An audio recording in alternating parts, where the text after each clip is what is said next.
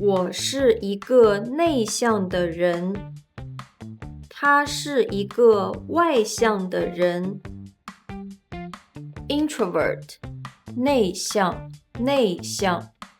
Exoscopic 外向。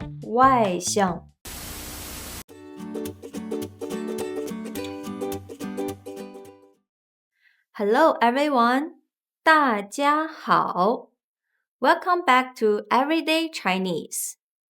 欢迎来到天天汉语。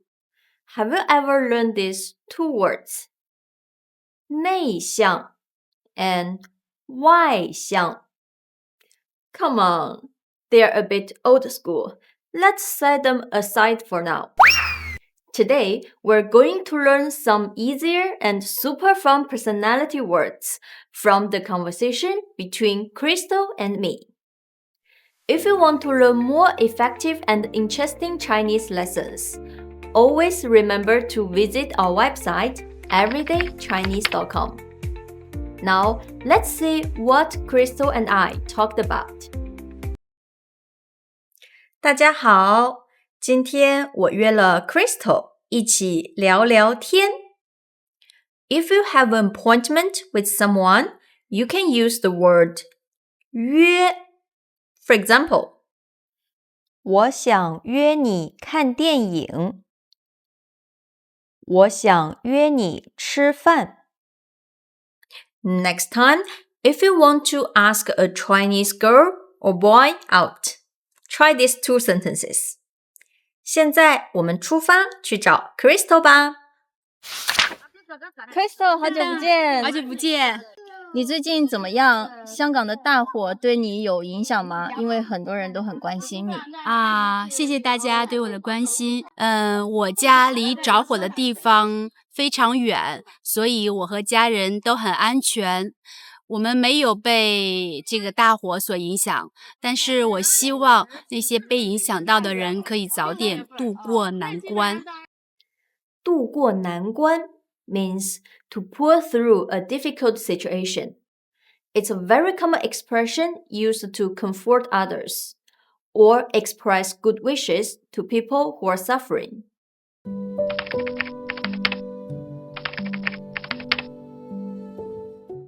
Crystal， 今天我们来聊聊性格的话题，怎么样？好。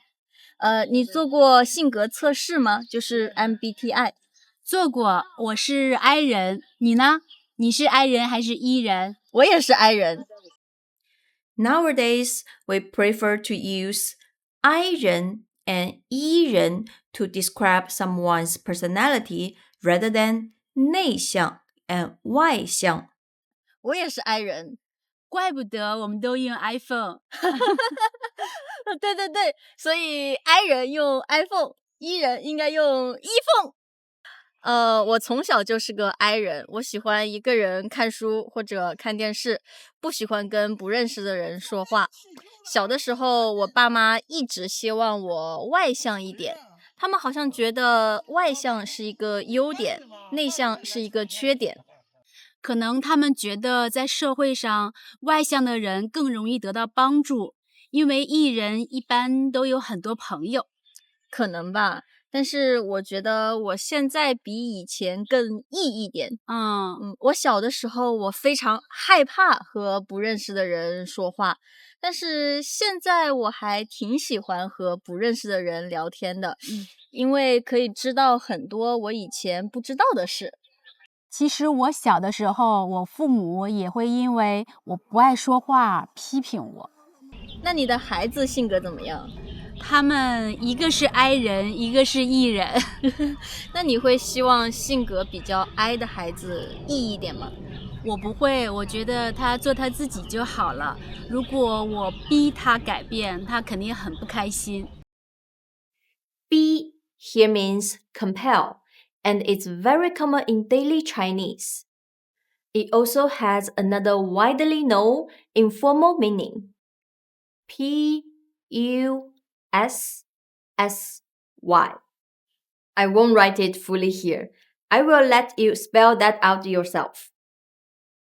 Yes, I know that P word can be harsh, as well as this one. especially when you put ma in front of it.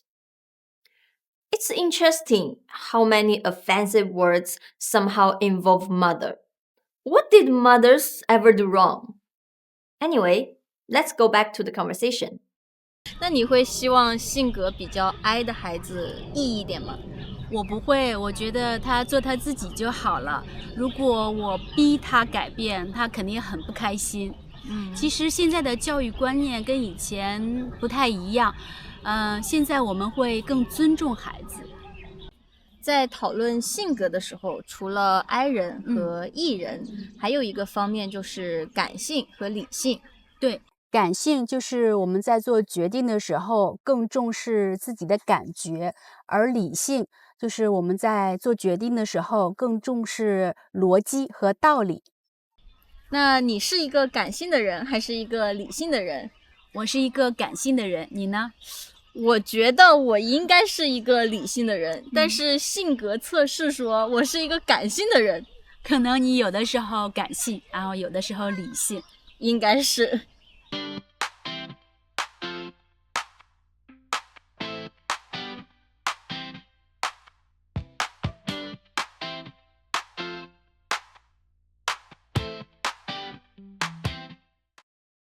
有人说性格决定命运，你觉得呢？我觉得就是因为这句话，所以我们的父母才觉得内向是不好的，外向是好的。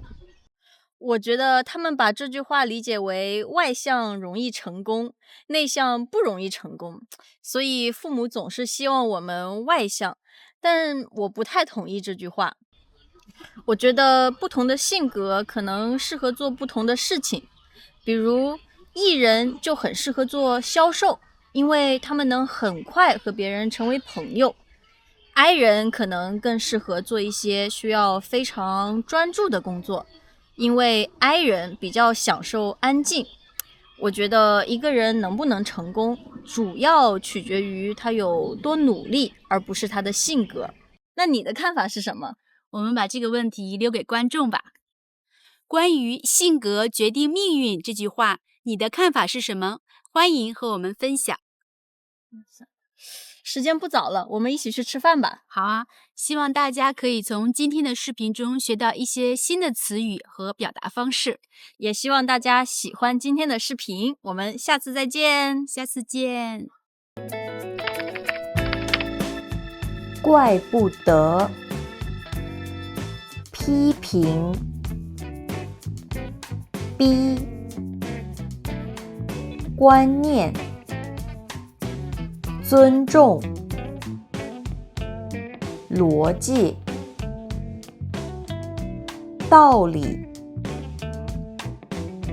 适合，销售，专注，取决于。